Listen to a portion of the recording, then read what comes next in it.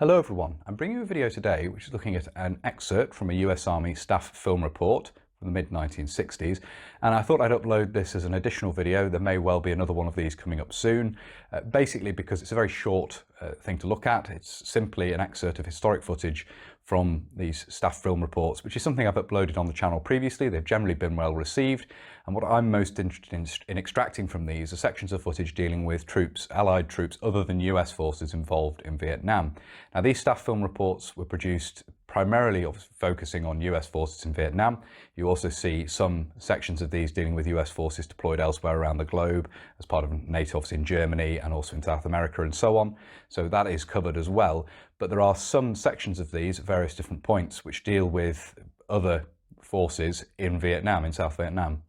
Other than the ARVN, you tend to see limited coverage of training and so forth in terms of looking at the ARVN forces, but you see Thai, Korean and Australian, New Zealand troops covered in some detail, as we're going to see here. It's Republic of Korea troops we're interested in this video, and that's what this excerpt covers. And it's from an excerpt from Staff Film Report 66-7A, and as I say, it looks at troops from the Republic of Korea, military police involved in checking refugees in the first instance, and then some other more general shots of Republic of Korean Army troops in Vietnam. And that's what we're going to have a look at now, is a short excerpt from one of these staff film reports.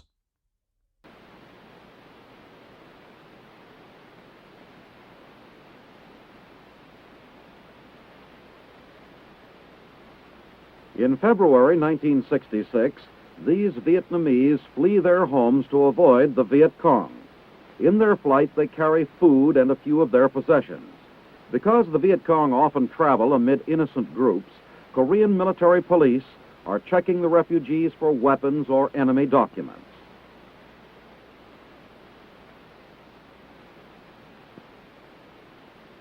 Until this year, the Viet Cong used this area as one of their main supply sources, taking half of the 11 million ton output of rice.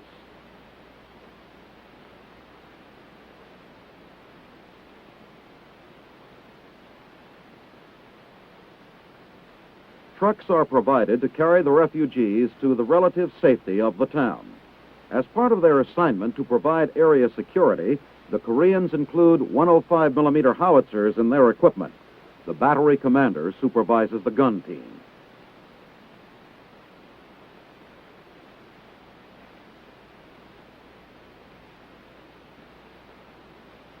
The men inspect Viet Cong equipment captured on the previous operation. It includes weapons and boxes of ammunition.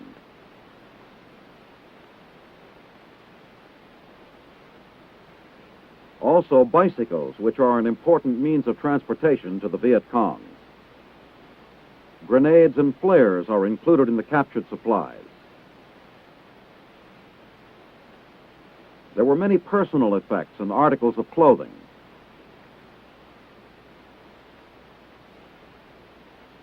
The Korean Marines clean their weapons in preparation for their assigned duties in the Cam Ranh Bay area, which include protection of Allied base camps, port facilities, airfield, and Allied support installations.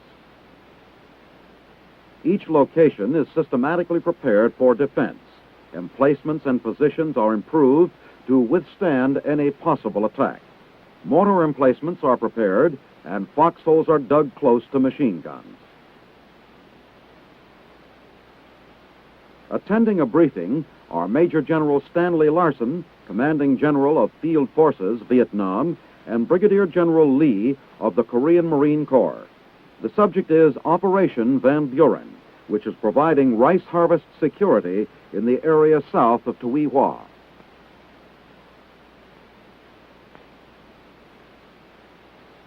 So I hope you found it interesting looking at that. There are several other extracts on the channel where I've gone in and sort of edited these to just pull out the bits that I find most interesting, which I say is footage dealing with troops other than US troops, so Allied troops other than US troops involved in South Vietnam, involved in the war. I think you've got the Philippines civic action teams and so forth in there as well, which is quite interesting. So as I say, if you're interested in these, do look back on the channel. There are several different excerpts dealing with various other troops other than US troops involved in the Vietnam War. And I do find that very interesting, and obviously it's a topic not generally covered, and these sections of footage are therefore very interesting historic documents in that regard.